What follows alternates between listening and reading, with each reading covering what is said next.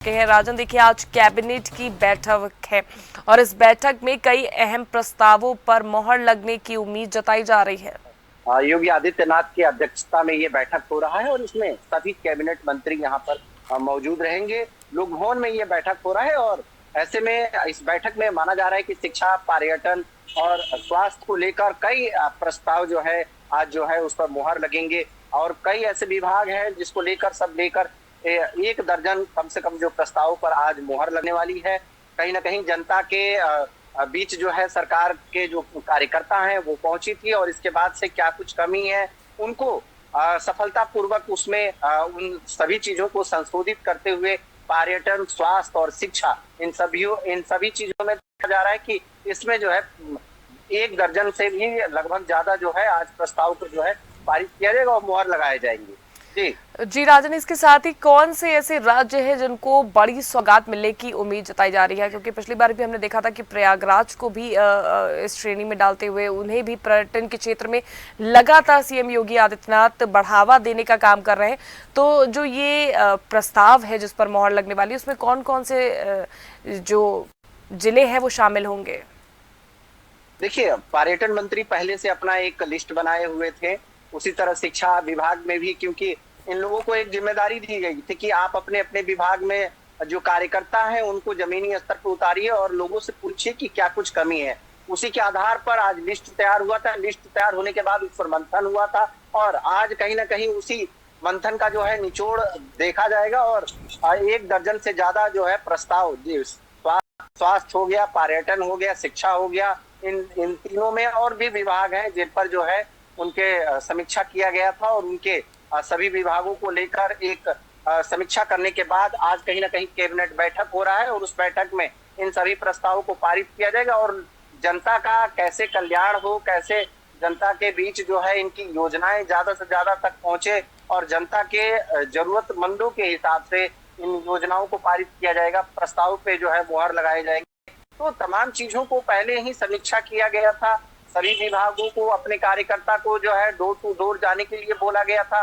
उसमें ऐसे में सभी कार्यकर्ता डोर टू डोर गए थे और लोगों से जाना था समस्या और समस्या के बीच जो है किस तरह से क्या उसका निवारण हो सकता है, हल कहाँ से हो सकता है, उन सभी चीजों को देखते हुए कहीं ना कहीं प्रस्ताव को जो है पारित किया जा रहा है। जी, और इसके साथ ही जिस तरह से हम लगातार देखते आ रहे हैं कि स्वास्थ्य को लेकर, शिक्षा को लेकर, अपराध नियंत्रण को लेकर भी सीएम योगी आदित्यनाथ लगातार जो है उन्होंने अपनी नजरें बनाई हुई हैं। उपचुनाव भी है और उससे पहले CM Yogi Adityanath full action mode पर राजन देखिए नजर आ रहे हैं।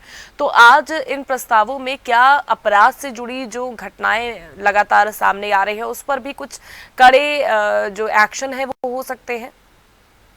बिल्कुल, ये माना जा सकता है क्योंकि योगी सरकार कानून व्यवस्था के लिए ही जानी जाती है। लॉ एंड ऑर्डर को मेंटेन करने के लिए ही पूरे प्रदेश में और देश में जाना जाता है। तो ऐसे में कानून व्यवस्था तो चुस्त दुरुस्त होगा ही होगा, लेकिन लोगों के बीच जिस तरह से कार्यकर्ता पहुंचे थे और क्या कुछ कमी रहा है, उनको क्या कुछ जरूरत है, कार्यकर्ता के हिसाब से लिस्ट बनाया गया, फिर लोगों से पूछा गया, उसके बाद से ही कहीं ना कहीं पूरी तरह से डिसीजन लिया जा रहा है और खासतौर से ये लोगों के लिए एक बड़ा उपहार भी माना जाएगा। उपचुनाव को देखते हुए कहीं ना कहीं एक उपहार के तौर पे जो है सरकार देने की जो है कोशिश भी कर रही है, क्योंकि सभी पार्टियां इस समय कुछ ना कुछ अलग करने की जो है कोशिश कर रही हैं।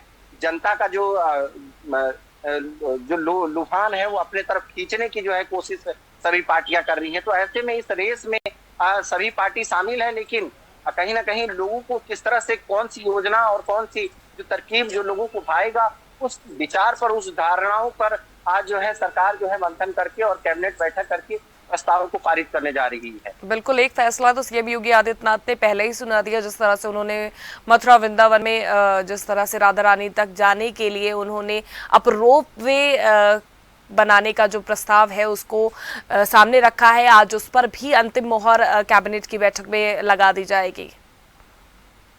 बिल्कुल, देखिए, पर्यटन मंत्री पहले भी वहां पर जाकर मंथन किए थे और इससे पहले देखा गया था कि वहां पर भीड़ किस तरह से उमड़ जाती थी। लोगों का जो है जनसंख्या वहां पे बहुत ज्यादा एकदम से पहुंच जाता था। कहीं ना कहीं भीड़ को नियंत्रण करने के लिए और अलग अलग रूट जो है डायवर्सन किया गया है, वहां पर थोड़ा सा और जो वहां पर जो जमीन है और वहां पर जिस तरह से लोगों का आगमन होता है, बिल्कुल। उन सब चीजों को, भीड़ को नियंत्रण करने के लिए वहां पर व्यवस्था चुस्त दुरुस्त किया गया है। हेलीपैड बनाया गया है और शिप का भी व्यवस्था किया गया है, रोड का भी व्यवस्था कर दिया गया है। तो कहीं ना कहीं अब लोगों को कई जगह से आने की और एग्जिट के लिए जो है अब स्थान मिल रहा है, तो ऐसे में वहां पर भीड़ जो है नियंत्रण देखा जा सकता है। जी। बिल्कुल राजन, एक तरह से कैबिनेट की बैठक के बाद ये तो स्पष्ट हो जाएगा कि सीएम योगी आदित्यनाथ जो है वो किस तरह से जनता को प्रभावित करने की कोशिश करेंगे, क्योंकि इसमें एक मिला जुला जो होगा वो